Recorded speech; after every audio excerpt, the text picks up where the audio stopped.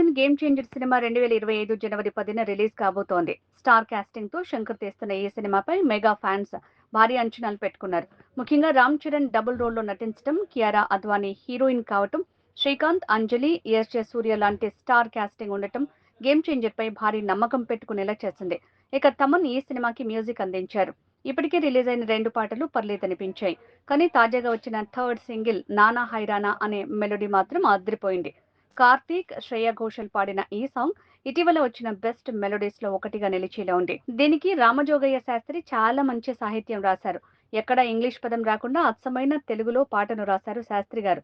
ఇక తమన్ ఇచ్చిన ట్యూన్ కూడా చాలా వినసొంపుగా ఉంది.